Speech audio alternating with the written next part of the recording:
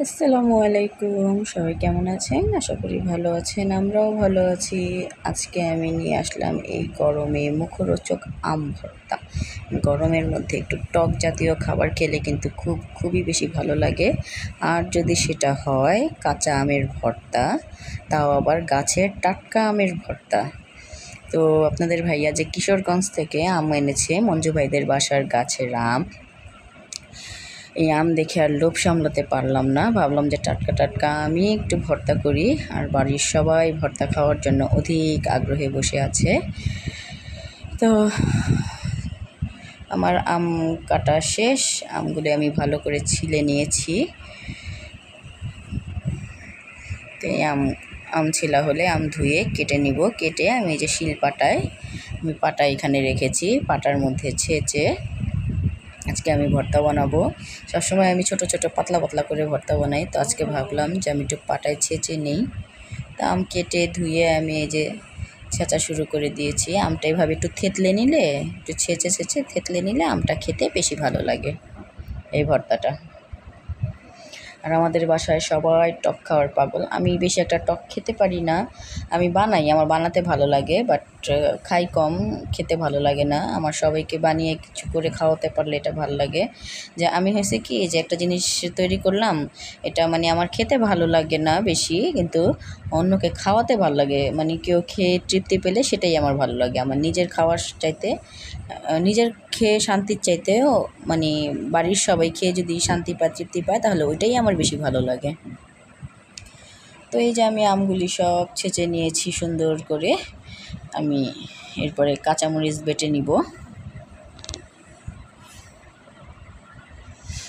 তো এইভাবে শিলপাটায় আম ছেঁচে থেতলে নিয়ে কাঁচামরিচ ধনিয়া পাতা বেটে, আমার ধনিয়া পাতা ছিল না তাই আমি ধনিয়া পাতা দিইনি, আমি কাঁচামরিচগুলি সুন্দর করে বেটে নিয়েছি।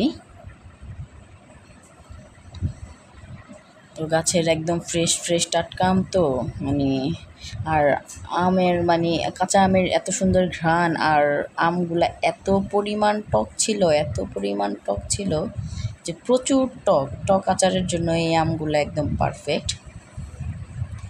তো আমি এই কাঁচামরিচ বেটে নিয়েছি, আমগুলি থেতলে নিয়েছি। আমি একটু বিট লবণ দিয়ে দিব এখন এখানে। বিট লবণ দিব, কাসুন্দি দিব। কে কীভাবে আম ভর্তা বানান অবশ্যই কমেন্টসে জানাবেন। আমি এখানে রাঁধুনি কাসুন্দিটা দিয়ে দিব। কাসুন্দি দিয়ে আম ভর্তা মাখালে, যে কোনো ভর্তাই, পেয়ারা মাখালে, পেয়ারাটাও যদি কাসুন্দি দিয়ে মাখানো হয় ভালো লাগে।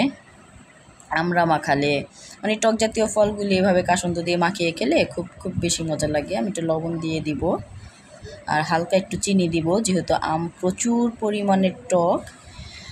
তবে আমার কাছে চিনি দিয়ে আম ভর্তা খেতে ভালো লাগে না, আমার কাছে লবণ দিয়ে আম ভর্তাটা খেতেই বেশি ভালো লাগে।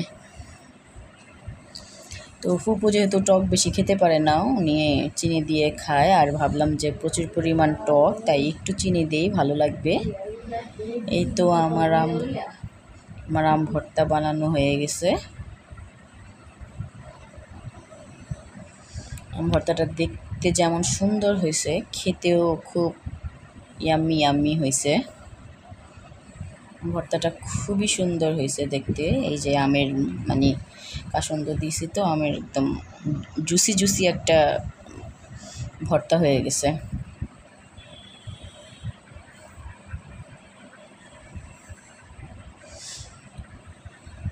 আবার ড্রয়িং রুমে এত পরিমাণ রোদ আসে, যার কারণে যে ফুপু একটু মুখে দিছে, উনি খেতে পারে নাই, ওনার নাকি আরও মানে চিনি লাগবে। আর আমাদের বাসায় এত চিনি দিয়ে কেউ ভর্তা খায় না, তাই ফুপুর জন্য একটু আলাদা করে চিনি দিয়ে দিব, যে ওনার নিজের হাতেই চিনি দিয়ে নিচ্ছে। উনি একদম চিনি দিয়ে মিষ্টি করে খায়, আর বাড়ির সবাই আমরা এবার টকই খাই। তো সোয়াইব মাদ্রাসা থেকে আসছে, আম ভর্তা বানানো দেখে আর উপরে যায় নাই। এরা এত পরিমাণ টক খেতে পারে, প্রচুর পরিমাণ টক খেতে পারে, যে গরমে একদম কাপড় চোপড় খুলে বসে আছে। আর এই যে ফুবু একদম বেশি করে চিনি মাখিয়ে ওনারটা আলাদা করে নিয়েছে। তারপরেও টক নাকি খুব বেশি টক, চিনি দেওয়ার পরেও নাকি টক কেমন করে, টক, প্রচুর পরিমাণ টক, মানে এত টক। আর এই বছর আমি এখনও কাঁচা আম কিনে খাই নাই, মানে সবার ভালোবাসার আম খাচ্ছি সবার গাছের। তো এই আম খেতে খেতেই বিদায় নিয়ে নিব। আল্লাহ হাফেজ।